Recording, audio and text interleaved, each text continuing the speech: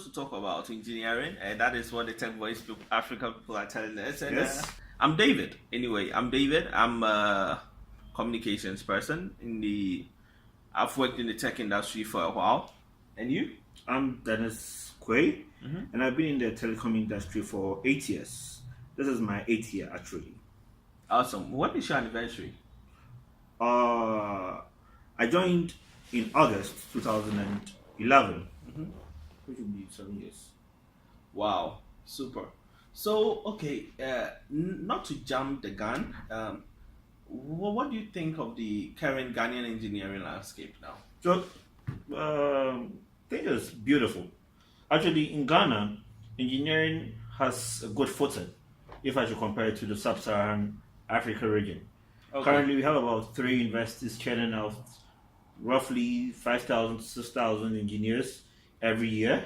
So we have a lot of engineers or engineering students being transformed into engineers. Okay. Do you think the economy or the job market is ready to absorb all these engineers coming out?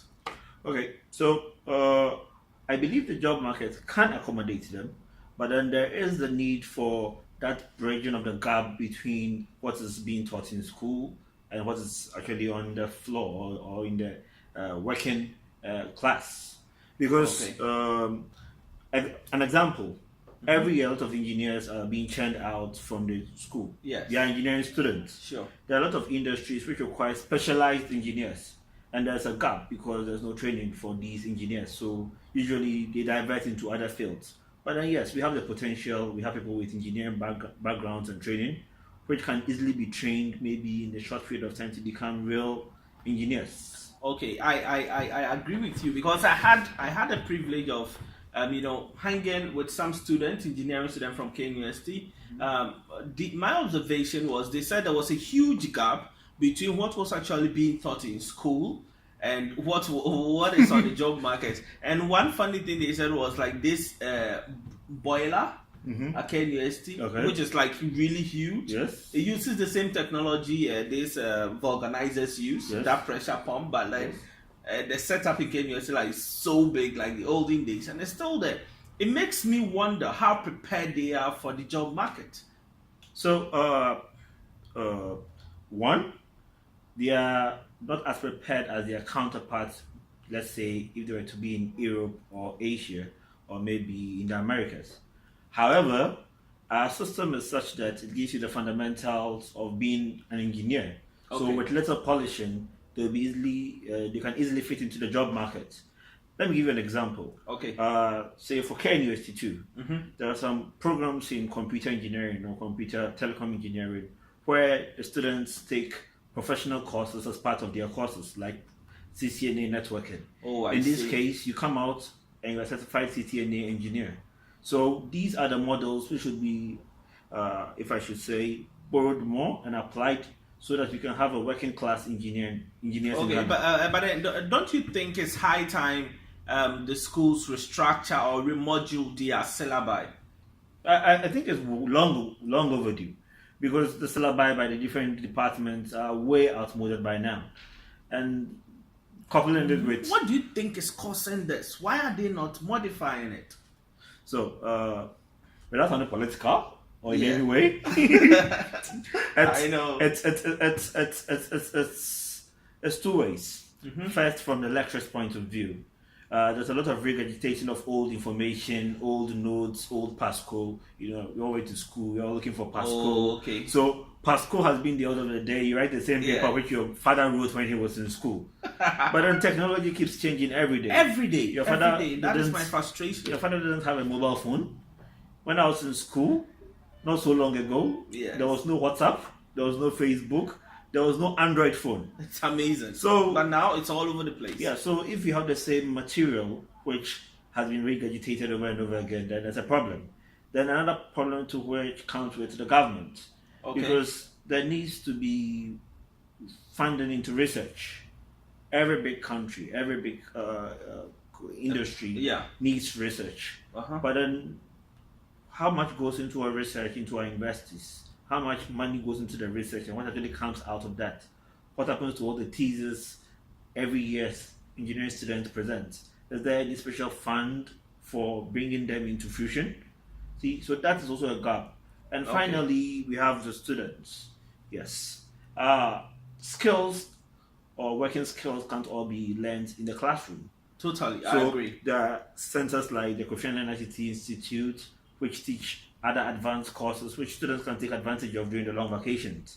But then during the long vacations, we're mostly preoccupied with internships and so many other things. Yeah, but I understand internship is part of their education as students. Like they are mandated to do internship. So in this case, what advice would you give to students in order for them to be prepared or to give them the edge over their competitors or sorry their counterparts? Okay, what advice would you give them? Because this is a system where we don't know when it's going to change, and students are writing the same exams their fathers wrote in engineering, which is quite serious. And so, what advice would you give to them? So maybe this is my point of view, but maybe if we move from the mentality of competitiveness against ourselves to a more mentality of cooperativeness, I think that will be a headway, and I'll explain. So, in case you have an internship, you want to better yourself, not necessarily to be better or to get a better opportunity than your next student or something, but then to make yourself much more suited to fit into a working environment, to play a specialized role in future. If you work with that mentality, then you go after internships which will develop you as an individual. So let's say you are a mechanical engineer. You need to be a mechanical engineering student. You need to know mechanical engineering. Go for an internship somewhere, you become an excellent mechanical engineer. But not to cut you, most students will argue that these companies are not enough. How many companies, can a student go have an internship as a mechanical engineering student? Roughly, we have 200 of them. Let's say just 200. How many companies? But we are limiting this to only formal sector. Kumasi Magazine can literally employ 10,000 students if they wanted to. You're a mechanical engineering student. That is a good point. And you want to learn how to build chassis, go to magazine. They're not going to charge you for that. But then you can learn the rudimentaries of building chassis. You have your mathematics, you have your engineering maths to back you, you have your modeling. This is where industries are created.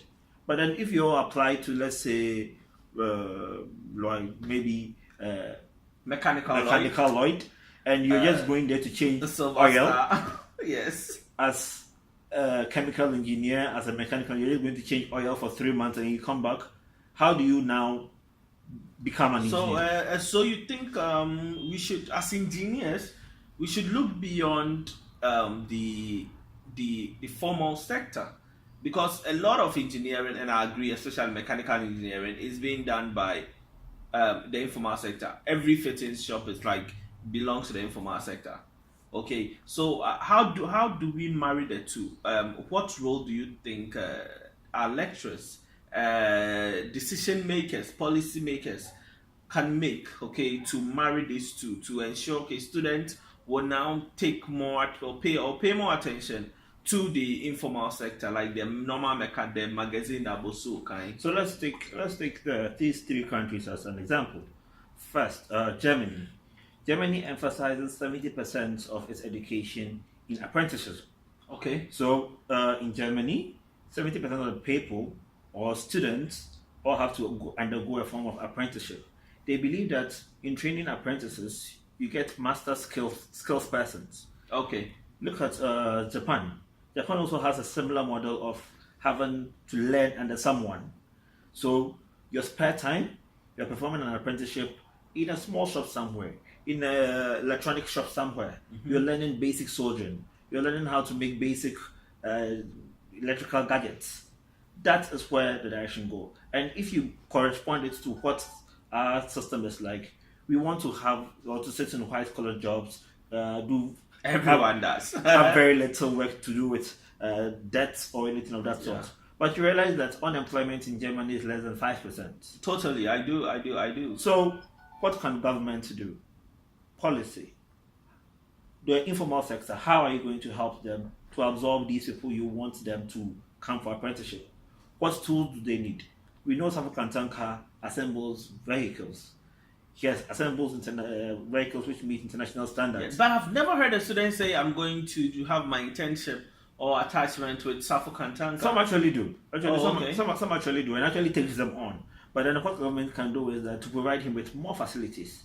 So in that case, he does half of the job the schools and the government were supposed to do. Okay. For the country. Then we go to the lectures. Then you go to the course material, the course content. We realize that in order to have this marriage between the industry and the education sector, the course content has to be practical, has to be something which is seeable, doable, and fillable. In Ghana. In Ghana. So you're here and you're learning about irrigation systems. There are large sectors of land somewhere lying in the Afram plains. Yes. Apply it there. Let's see if it works. Classical example, we have students studying telecom engineering and broadcasting as a course in telecom engineering. Okay. Why aren't they the ones covering the local league matches as broadcasting engineers or broadcasting engineers? This is such an eye-opener. So we have broadcast engineers. So what do they do? Basically, they are learning theoretically how to be a broadcast engineer, but then whilst there's actually the chance to be a broadcast engineer by learning on the job. There are so many local league matches. There are so many derbys happening around in Ghana. How are they involved in covering these things? Wow. Knowledge which you are involved in is knowledge which sticks. Yes, totally. So that is where a revamp or a change in the academic syllabus comes into play. And these things can all be pushed by policy. Totally. Government policy, school policy, and that will have a trickle-down effect on everybody. Oh, okay, nice. So then we have to revisit or take a look at the informal sector for engineering, and they also need to, I understand, we have to relook at our course materials, too theoretical. And another thing is, on the students, I didn't mention about that. Yes. Now, we are the internet, we are the students of the internet. Yes. And there isn't a single Everyone course, says University of Google. Yes. There isn't a single course material which isn't available on Google or Wikipedia. You could enroll yourself in Udemy and attend classes at Princeton and write exams with them and get a certificate. You could learn any craft you wanted to learn on YouTube. Mm-hmm. YouTube has made professionals out of so many people than universities. Yes, and almost every girl, most girls you know now are like, they say they are professional makeup artists, right?